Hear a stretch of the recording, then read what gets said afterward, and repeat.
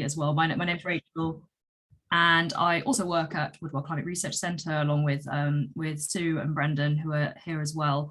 And in a very broad sense, my interests are very much disturbances, particularly sort of pulse disturbances and carbon cycling across the Arctic.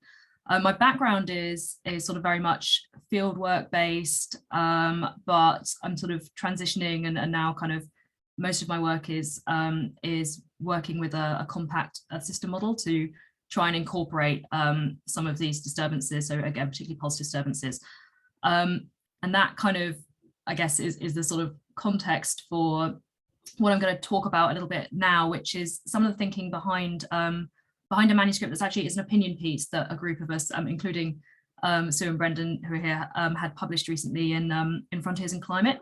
And so it was like I say, a sort of opinion piece about or focusing on the barriers that we still have to estimating carbon release from a warmer Arctic. And the title of the manuscript and of this talk are, as I say, sort of about identifying what those barriers are, but I'm hoping that we can also sort of have a bit of a discussion about sort of going beyond that and sort of starting to think about how we overcome these as a research community.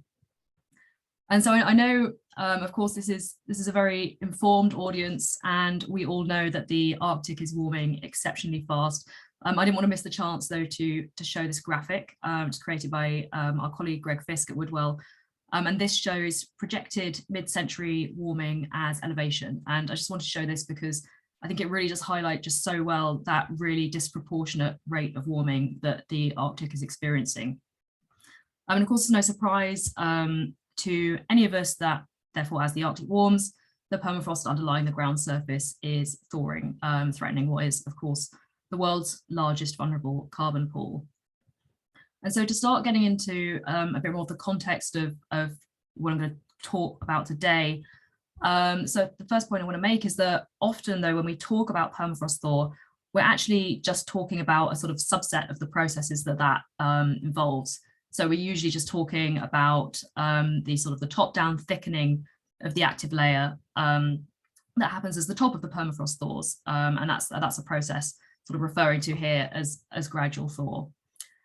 And because this is in comparative terms a relatively sort of slow, gradual process, it's something that happens, centimeter by centimeter over a number of years, we can sort of argue that this is typically what we might refer to as a press disturbance. So again, that sort of relatively gradual, slow process.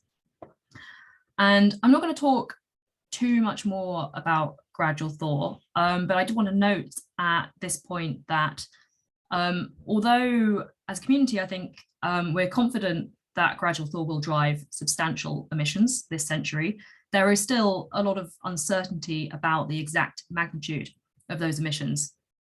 So this figure is really just an attempt to illustrate that. So all this is showing is the range of estimates out there in the literature. These are just estimates that I've pulled from a range of papers.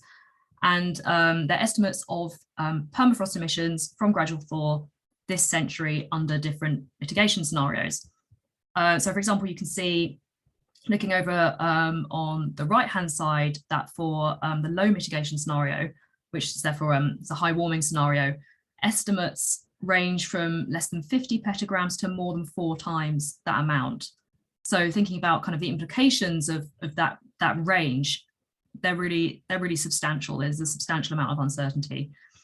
And the little red stars that are on each of those bars just show an estimate of the same thing, but using the mean permafrost carbon feedback that was used in the latest IPCC Working Group 1 report, and that's just sort of for a comparison. And as we would expect, that those estimates are kind of on the lower end of that full range that I've just pulled from the literature. And I'm kind of including this slide, I guess, mainly because some of the rest of what I'm going to say could be perhaps construed as sort of advocating for kind of adding to this uncertainty. And that's something I kind of want to come back to and really sort of dig into at the end. So going back to what we were saying a minute ago, so gradual thaw can perhaps be likened to a press disturbance, but we know that gradual thaw is very much not the only mechanism of permafrost thaw. we know that permafrost landscapes are also affected by pulse disturbances. And by that, I mean these disturbances with a greater magnitude per unit duration. And it is a slightly fuzzy definition, but it does help conceptualize some of the points that we make in the paper and that we want to talk about today. So what are the pulse disturbances that we're talking about specifically in permafrost landscapes? In the context of the paper, the ones we focused on for this work are a wildfire and what we're calling abrupt thaw. So abrupt thaw being a sort of collective term encompassing a range of thermokarst processes, ones where we see this sort of rapid, high magnitude ground disturbance, the formation of landscape features, like as you can see here, so things like retrogressive thaw slumps, the development of thermokarst wetlands and lakes, things that are associated with the thawing of excess ground ice. And again, this is sort of getting into the weeds here because again, that terminology is a little bit fuzzy. And by abrupt thaw, I'm not sort of conflating that just with the term thermokarst. And that's because some thermokarst features form gradually over decades. So perhaps we might not want to include those in this discussion of pulse disturbances. So we're really focusing on these kind of large scale, high magnitude, shorter duration abrupt thaw processes here. But of course, these are very much not the only pulse disturbances that affect these landscapes. There are a whole load of others, and I'm sure others on this call could suggest a number of different ones. The only ones that I personally have worked on are insect outbreaks, which in some parts of the Arctic have huge consequences for these ecosystems. But of course, there are other biotic disturbances, there are herbivory events, beaver activity. This seems to be talked about more and more, super interesting one. There's pulse disturbances associated, of course, with human activity, things like logging. There's pulse disturbances associated with weather, so things like extreme precipitation events. And so moving on from that, I'm conscious there's a lot of expertise in this group, and we all listen to a lot of people talk on Zoom all the time as well. So I would really like to just briefly turn this over to you and to ask one of the questions that kind of is behind some of that work. And to do that, I want to try this and we'll see if it is useful and it works. If you could either type menti.com into your browser, and then you should be able to put in this code, or just follow that QR code. Then there should be a sort of free form space for you to just drop in your thoughts there, and I should be able to see here if that's working.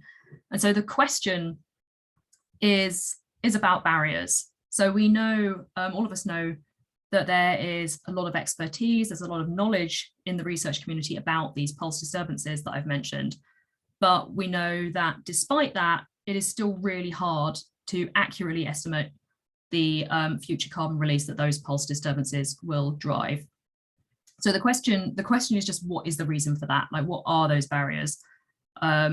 So for example, is it just a lack of data? If it is a lack of data, what data is it that we're missing the most? Or is it an understanding of certain processes? Is it just the scale of the region? Is it the heterogeneity of the region? So yeah, it's very open-ended, and obviously there's a sort of endless number of answers, but I just wanted to kind of start that thought process. So like I say, I'll give you a little bit of time just to find that link. It looks like a few people have found it already, and just type in your thoughts. And if anyone's on their phone or struggling, then by all means do also drop them into the chat, and we can read them out. But it looks like, miraculously, the technology is working, so that's exciting. So I'm seeing here things like inaccurate spatial representation of pulse disturbances, model resolutions being too coarse to represent them. Yeah, again, people mentioning sort of stochasticity and yeah, sort of small scale events that aren't happening everywhere in such a huge region, lack of data, lack of field data, ground ice content. That's one that was front of mind for us as well. Predicting drivers into the future, I think that's a really interesting one. Quantifying the magnitude of carbon that gets transported from hill slope disturbances is another really interesting one. Yeah, so I'm seeing a lot here about spatial questions. There's another one where is abrupt thaw actually happening? Spatial questions, questions about data, questions about modeling and about sort of key variables. So yeah, that is super interesting. And that's really interesting because a lot of overlap with our thoughts going into this, but a lot of definitely some fresh perspectives there as well. That's really interesting. Thank you for humoring me with that. That's really interesting. So I wanted to do that partly just to selfishly see what others' thoughts were, also to sort of get our heads into that space of trying to pin down what these barriers are. Because that's sort of like I say, was the sort of starting process behind this paper, which is the one I was asked to talk about. And you can see I got a bit carried away with the QR code generator, so you can download a copy with the QR code or just Google it, obviously. And so moving on from that kind of idea of sort of brainstorming those barriers, some of the content of this paper I've already discussed, but I wanted to hone in just on this very simplified framework, which we just used as a discussion point here. And this is like I said, very simplified framework for predicting carbon loss from pulse disturbances under future climate change. And to sort of talk you through this here, the first premise is that being able to predict future carbon loss relies on a foundational kind of understanding of how does a disturbance affect carbon fluxes, and how do those carbon flux changes then translate to longer term changes in carbon storage. So that's that kind of foundation that's shaded in light gray over there. And so the idea is that then predicting future carbon loss from disturbance, oh, my mouse isn't working. So, oh, there we go. Predicting future carbon loss under climate change then kind of requires these other things. So it requires, of course, predictions of how climate is going to change. It requires this arrow B here, which is sort of this mechanistic understanding of how those changes in climate then affect key environmental variables, which kind of mediate the impact that disturbance has.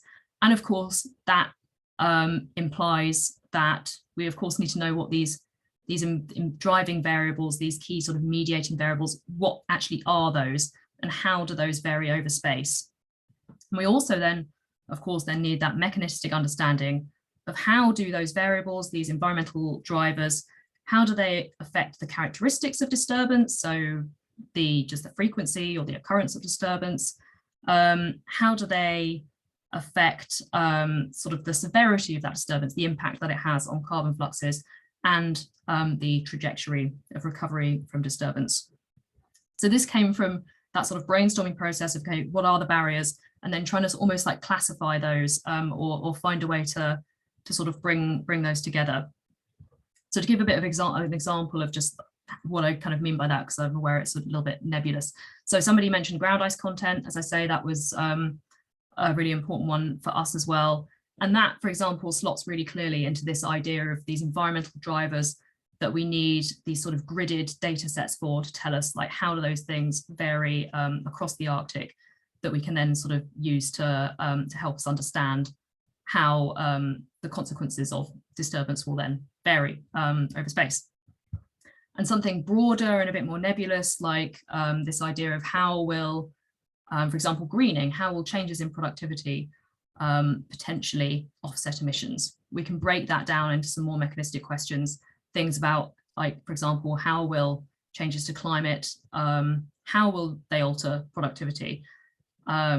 Which again sort of falls into this little category here. And how will those changes, for example, if we do see increased productivity, what does that mean for the trajectory of recovery?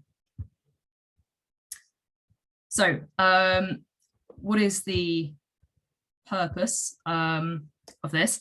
The intention of this sort of framework was partly to help us prioritize these many quite diverse barriers that we face, as well as perhaps guiding some of the conversations between, for example, modelers and field scientists or others who are using different approaches. And of course, others on this call might have thoughts about how useful that is. So in terms of prioritizing, our kind of takeaway from this was to argue that, at least for those of us in this field, for permafrost scientists, perhaps the most efficient way to tackling some of these barriers is to focus on two things. So to focus on the environmental drivers, this box C, so developing gridded data products that describe those key driving variables. And then on the three arrows which make up D. So those are the ones representing a process-based sort of mechanistic understanding of how do those variables, which we want those gridded data products for, how do they influence this fundamental process of disturbance. And the intention of this being that perhaps this is the most efficient way to be able to make the best use of the data that we have when we're trying to make those projections into the future, which of course sort of includes this kind of no analog future. It's a no easy task, as somebody indicated in those answers. And in terms of guiding conversations, all I can say is that sort of on a personal level, I found it a little bit helpful when asked, for example, like what data could help with my own modelling work. So, so for example, that conversation might start with, is it helpful to have more carbon flux data from sites affected by disturbance? And of course that is helpful, but a way to make that even more useful might be if that data came with a process level understanding of how measured environmental variables drive variation in those fluxes. So immediately makes it just easier potentially to scale. And we also sort of discussed a few kind of more specific ways of sort of getting at those two priorities, and we can come back to those a little bit later on. Moving swiftly on though, I think it is important to, at this point, take a step back and think about whether just sort of making priorities for future work is enough. So at the moment, only 3 Earth system models used by were used in the most recent IPCC Working Group 1 report incorporate anything to do with permafrost carbon at all, and none of those attempt to reflect the effects of anything other than gradual permafrost thaw. So none of those incorporate pulse disturbances affecting permafrost carbon loss. And of course, we know that now AR7, as we'd expect, obviously it's another assessment cycle, won't be completed for another few years. And these are the reports that are used by policymakers. And we know that these processes that are left out of these models are relevant to near-term policy decision-making. And just to sort of hammer that home a little bit, this graph is from some work that I'm writing at the moment. It's not published, it's not in review, so so please don't share it.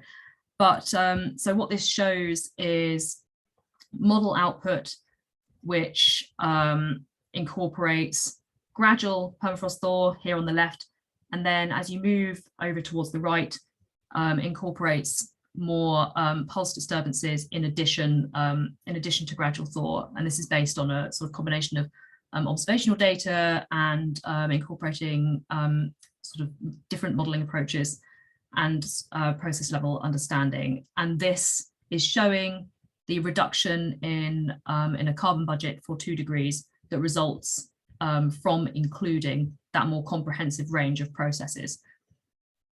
And the takeaway really is just the difference between, again, the estimate that you can see on the left, which is based on what is in the latest IPCC report, and those more kind of comprehensive estimates on the right.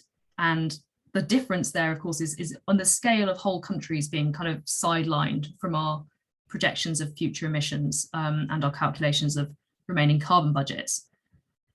So sort of given that, the question that I was kind of hoping that we could perhaps dig into a little bit or discuss a bit more is really, how do we go about two things? How do we constrain and how do we communicate the implications of the knowledge that we do have in the context of ongoing uncertainty?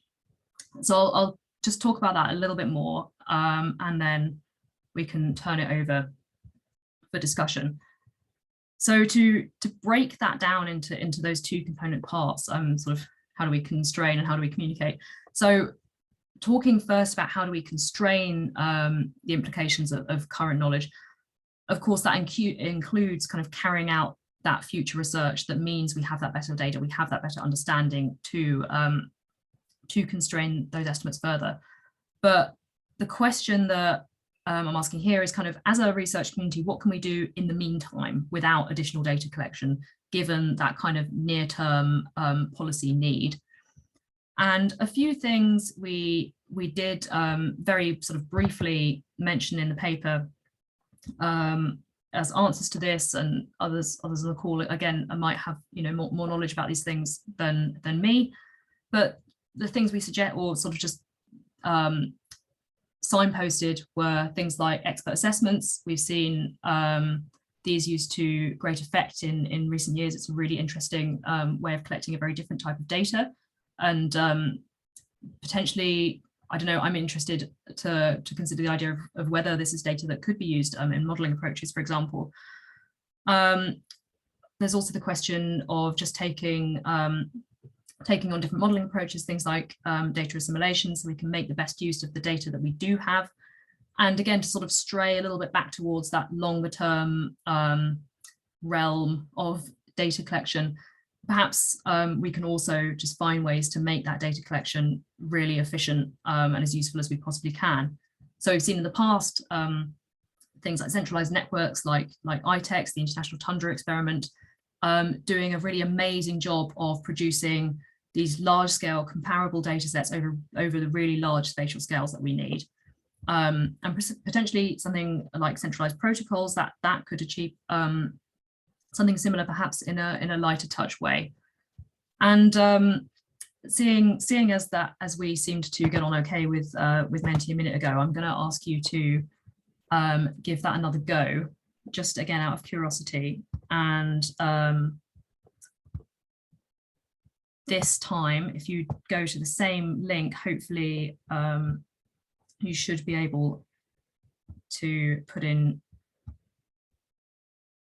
your thoughts about the usefulness of those different things, and that, which is just a question of sort of clicking a number on a scale.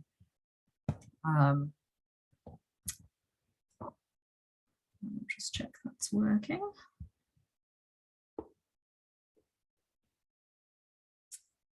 Yeah, so I will give people a minute to ponder that. And again, as I said before, if you're on your phone or lost the browser link or anything, you're also very welcome to drop your thoughts in the chat. So I'll leave that up there, and oh, I can see I'm seeing some positive things about these things being useful popping up. Oh, and that's interesting. The one that is winning at the moment is centralized protocols for data collection, which is really interesting. Yes, at the moment, centralized protocols for data collection, novel modeling approaches are the most popular ones, followed by centralized networks and remote sensing technology, and expert assessments just lagging sort of half a point behind. But yeah, that's really interesting. That's a general sort of positive thoughts about all of those things, I think. Awesome. Okay, so I'll leave that up there, but moving on to this question of how do we communicate the implications of existing knowledge while we still have this ongoing uncertainty.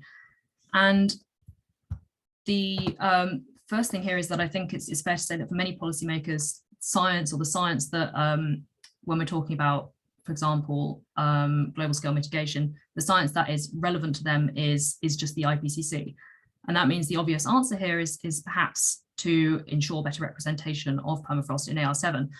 And of course, that takes us the question to how do we do that? And that's an open question that I don't know the answer to. If others have thoughts about ways that as a community, we can work together to make sure that the information that's really needed to have permafrost properly and comprehensively represented in AR7, the ways that we can work together to make that happen, that'll be really interesting to come back to.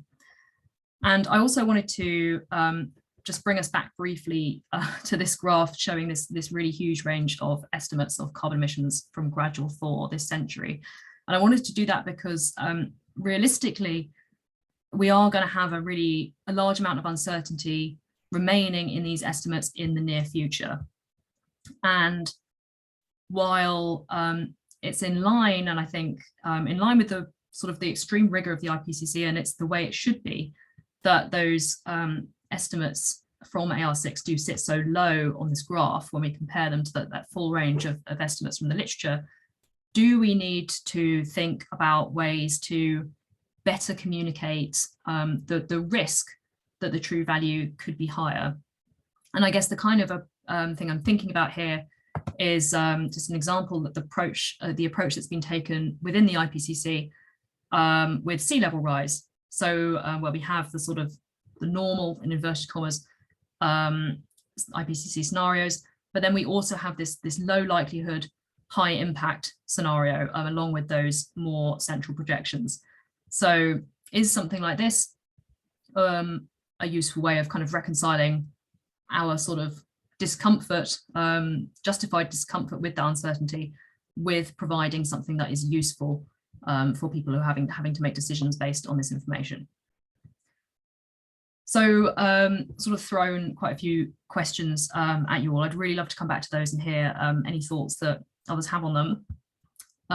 But I will just sort of wrap up that slightly meandering talk. So first thing being that permafrost carbon emissions, and particularly those that are linked to pulse disturbances. So again, you know, the ones we talked about most here are fire and abrupt thaw, but there are a number of others as well. These things are underrepresented or completely omitted from Earth system models. And as a research community, we do really need to sort of think about adopting sort of strategic and efficient ways to fill this gap given its importance. And I would argue that while resolving scientific uncertainty, of course, is important and remains perhaps the priority, I think that we also sort of have a sort of responsibility to find ways to make sure that the existing knowledge that we do have and the expertise that we do have is better utilized and particularly better communicated to the people who are making decisions based on it. And I will leave it there, and more than happy for anyone to jump in with questions or just thoughts or comments. I'll stop sharing. Oh, maybe just keep it up so we can even talk about the points you just raised. I particularly really like your last comment, that we have so much and we can maybe use it better. No, was that existing? Yeah, use existing knowledge. No, it was his last point. Thank you, Rachel. This is really great and very informative to me, at least. And I'm going to open it up for questions to the audience, either comments or questions. And if you prefer, you can also put it into the chat box.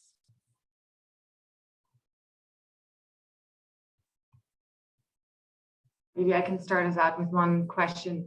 So I also liked the actually interactive approach where we could give our opinions. And I agree with that centralized approaches for data collection and protocols is really important. I'm curious, what kind of infrastructure do you think we would need for that to be better? Like even across, like we can think about this within the United States, but then there's so much data collection across from different countries. How can we make this happen better together?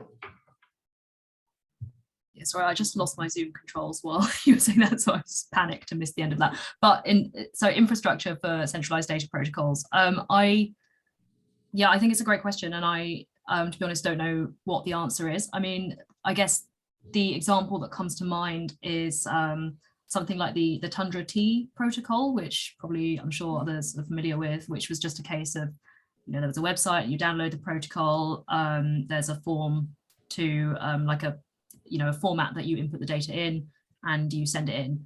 And I think, like, even though it's simple, I think that was really effective, and I think they got a huge amount of data. And so I think, like, just something really simple like that, obviously that requires that somebody sort of just does that and leads that effort. So perhaps there is a sort of a better, more sort of community-led approach, but I don't know what the answer is. To welcome others' thoughts. Cool. So we have some more questions. Maybe someone has the answer to that. Sue, you were first.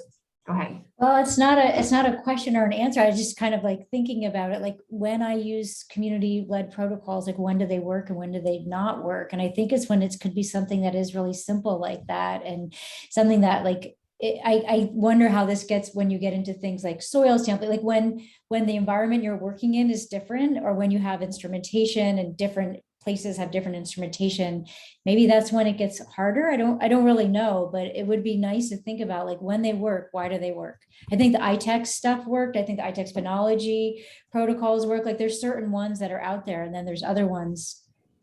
Some people pick them up, some people don't. So I that's not a comment. I mean, it's not a question. It's just reflection. Thank you. Elizabeth. Sure. I thought I'd just mention, I am participating. I was co-chair for the Alaska Geospatial Council Vegetation Technical Working Group for several years. And the Vegetation Working Group has been tackling this for vegetation database. So how do we develop centralized data repository and standards for data collection for vegetation? So we essentially, this group is a group of federal, state, nonprofit, academic, and consulting firms that have come together to really identify what are the vegetation needs, what are some standards for the way vegetation data could be collected, and then how do we pull together those data sets that are in federal databases within academia and pull those together so it's in a centralized repository. I would be happy to talk to anybody offline on kind of the process that we went through, but it took us several years to really identify what data sets are out there, what are the key attributes that we want to include in a database, and then what are our like suggested requirements for data collection in the future. I think you could go through a similar process for permafrost, or sorry, for soils more generally, to really try to understand what are some of the requirements for data collection and storage. That's really interesting. Can I just ask, out of interest, is that so that data repository, I don't know what stage it's at, is that something that is intended to then be available publicly for everyone? That's really cool. Yeah, we're essentially in the design phase right now, where we have data agreements with several agencies like the Natural Resources Conservation Services, the National Park Service, who has large data sets on both vegetation and soils in Alaska. So we're kind of in the background stages of identifying what data sets exist, and then enter into data sharing agreements with these different entities. And then we'll be able to pull those data sets together into a centralized data repository that then will be available for public use. There are some data sets that will have to sit, kind of won't be publicly available. There are certain data sets like the forest inventory analysis where they are unable to release the GPS locations of their plots. Thank you. That's very interesting. Next question from Catherine. Hi, thank you for your presentation, Rachel. It was excellent. And for a non-specialist, I felt like I could hang on a little bit. I have two questions. One is quite specific and the other far more general. The first is, how could the general public understand petagrams of carbon, what that means? And more broadly, How have policymakers and government officials used the existing knowledge that we have? You mentioned that at the end of your remarks. How can we better use our existing knowledge? How is it going for the government leader who says, okay, permafrost is already thawing. Here's what we're going to do. Here's where we're going to put resources. How is that going so far? Oof. Those are fantastic questions.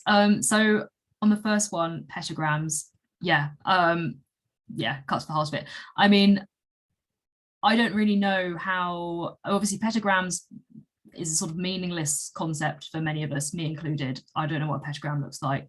And we often sort of talk about, well, should we use petagrams or should we use a bit of carbon or should we use gigatons of CO2? And either way, I think like the answer really is to just contextualize it. Obviously, if you're in the space a lot, then you become familiar with, you know, how much gigatons of CO2 is a lot and how much isn't. But I think really the answer is just to put it in context. And the thing that that I find most useful to sort of bear in mind and use as context is economies, right? Because when we're talking about global scale kind of mitigation or global scale changes in future climate, we're thinking about fundamentally the emissions from different countries or different entities. So I think when we think about sort of permafrost as something on the same scale as a substantially emitting economy, then it becomes very real and very tangible. So that's the kind of like equivalent that I find most useful to use. But yeah, it's a really good point. And obviously we still sort of put petagrams and gigatons on graphs, and there's probably still ways to make that more useful. But yeah, so moving on to your second question about how permafrost emissions, like how is this being kind of incorporated into policy now, if I've understood you correctly. I guess the answer is perhaps not the most positive one. There's a number of answers, I guess, that would be relevant to focus on mitigation policy, so policy focused on cutting emissions. The place or the sort of niche that I see where it's important to address this question of how much is permafrost going to emit is for example, when we see policy decision makers and advocates sort of relying on things like IPCC projections of emissions as a sort of a safety net or like a firm answer. So that could be anything from when we see, for example, after whichever, maybe it was the special report of 1.5, and we saw a lot of advocates taking up the 11 years left refrain, which then when we look at all these processes which are not included in those calculations, it's like, well, that doesn't mean anything, does it? Right to the more sort of technical end of something like the global stocktake. So the first global stocktake to basically measure collective progress towards the goals of the Paris Agreement has started just last November at the COP in Glasgow. And so that is trying to measure the progress that we've made towards meeting those goals. And obviously, like, you would expect that making that assessment requires a full picture of information about emissions that will happen over the next few decades. And at the moment, we don't have that because the only scientific input into that process is from the IPCC, and these processes are not included in that IPCC report. So at the moment, we just don't have that source of emissions in there. And so that's where I think it's important, is to basically just have that awareness, at least among policymakers, of, oh, there are other pieces of the jigsaw puzzle here which are maybe uncertain, but are at least exist and that we need to think about.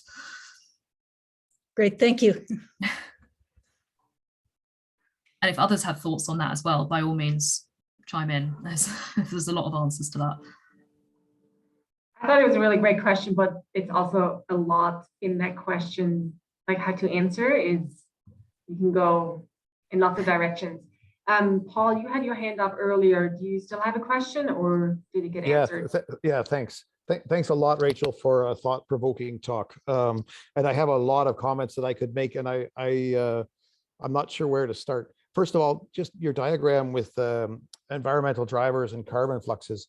When you were talking about these different compartments, I was thinking also about scale as being something that's that we need to get a handle on, because some of these environmental drivers are very large scale synoptic processes that drive climate or whatever. Some of them might be much smaller scale, like a forest fire or a local fire. And then the same thing is true if you're collecting data with remote sensing. What's your spatial resolution, and is it relevant to what's affecting the carbon fluxes and the vegetation, for example, or the water bodies? So I was wondering if that's also kind of a barrier or something that needs to be considered when you look at that system. That's just a comment. One thing that I'm worried about in the last slide that you show, I agree that we should find a good way to talk about uncertainty. What I worry about is that when there's uncertainty, there's sometimes often a really like different opinions, and there can be a lot of controversy, because it doesn't take a whole lot to make an opinion. You don't have a good enough data to make an opinion, and you can have conflicting opinions. And so I wonder if there is a good way to separate uncertainty from knowledge. I'm worried that we have a confirmation bias as scientists. We represent, permafrost, carbon, and as actually a threatening component of the global climate system. And that's probably what we're going to end up saying as a message. And I think we have to always have a little bit of skepticism. Are we really sure that our existing knowledge is existing knowledge, or do we have a confirmation bias where we also kind of have a personal agenda? And that's something I'm just personally worried about myself.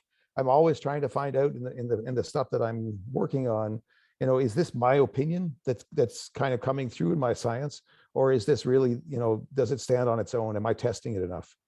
So that's one thing I'm a little bit worried about. The third thing I want to say is I'm people are just saturated with bad news. And to the point where, we had this IPCC report come out a week and a half ago.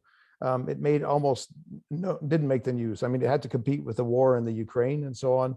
But people just don't have any capacity anymore to accept any more bad news after a couple of years of pandemic and war. And so I'm wondering if that's the most effective message, is to say, yeah, we have our SSPs for the future, but you're not thinking about forest fire, and you're not thinking about this. If you want to transform society, if you want to transform the political process, I don't have any suggestion to make. I'm sorry, I don't have a positive suggestion, but I'm wondering if that's the most effective way, or if it's just more of the same. Yeah, I think, again, really interesting questions. And I'll just start with your second one. And for that, I feel like I'm going to sort of, I don't know, take my science hat off and put my communications hat on from back in the day. And I think it works. I think it's a question of messaging, though. I think you're right. Like, there is a sort of urgency fatigue. And if you say to people, we have less time to act than we thought, then, I mean, everybody knows we should have acted many of us know we should have acted yesterday. So it's very hard to know what to do with that message. But I think when there's a clear thing to do, then it becomes easier. And that can even be something that's just quite a sort of subtle switch. I think when you talk to people about, I was thinking actually the other day about whether there's lessons to learn from messaging in other aspects of climate. So for example, I think if we talk about keeping permafrost carbon in the ground, maybe that's something that resonates with people a little bit more than talking about future unaccounted for sources of emissions. And then, of course, also, when we think about the other issues to do with permafrost thaw, of course, like one of the biggest ones is the impact it's having on people now. And that is, of course, something that we can not prevent, and it's something that we can't sort of fix or make better. But in terms of policy solutions, there are clear actions that can be taken. So I think so long as the message is, here is the problem, perhaps not sort of everything's fine, here is the solution, but here is the call to action, here is the sort of empowerment aspect of that, then I think it does still work. And I also think really that we don't really have an alternative, even if it doesn't work. What else do we do? We can't not try. So yeah, so but I think it's nonetheless it's a really important question. And on your first question, which was about confirmation, I agree. It's something like I think about all the time. And I think there's a whole sort of spectrum of things to worry about in a way, because as you say, there's the difference between perhaps knowledge and opinion, our kind of perspective on the uncertainty and the knowledge.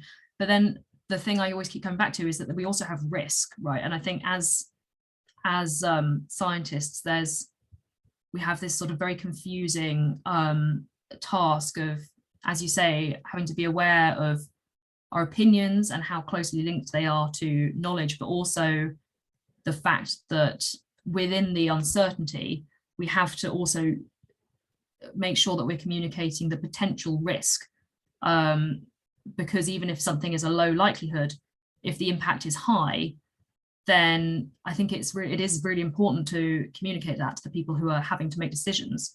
And I don't know the answer to, obviously, to balancing all of those things, but yeah, I think therein is the challenge in communicating uncertainty accurately, but not forgetting that all ends of the uncertainty are important. So I don't really know if that goes any way towards answering your question, but essentially I agree. It's a really tricky one. Yeah, thanks very much. Maybe in the next presentation, you can have this as one of your poll questions, because I'm not sure there is one answer to it. So it could be interesting to see what the community in general thinks. So we have only a few more minutes left. I don't know if anyone has another question. Otherwise, I think Meredith has a few updates that she wanted to share before we are signing off. Thank you again, Rachel. This was really great. Well, thanks for all really interesting input, everyone. Yes, thank you. Yeah, just a couple of quick updates. As many of you know, the IARPIC research plan is now public, and we are also, I dropped a link in the chat there. We're also accepting public input at the moment to take the priorities of the Arctic research plan and figure out how to implement them through more detailed objectives and deliverables. And so the discussion here today definitely kind of caught my ear as maybe some suggestions for potential deliverables were kind of brought up in this conversation. So I will also put in the chat a link to a form where you can submit input on some of these issues or others that you think are important to include in the implementation of the Arctic Research Plan. And I'll follow up with Christina as well on maybe some of the threads that were brought up today. Great, thank you so much. And I think anyone can fill out these forms, right? You don't have to be US affiliated or something. That's correct. Okay, cool. So anyone who's interested. I think I'm going to close this call now. Thank you all for participating and for participating, especially in the conversation and discussion. I think that was really interesting and helpful. And stay tuned for our next webinar, which I don't know when it's happening, but it will next month, I think. Yep. You'll get an email. Okay, have a good rest of your day. Bye. Thanks, everyone. Thanks.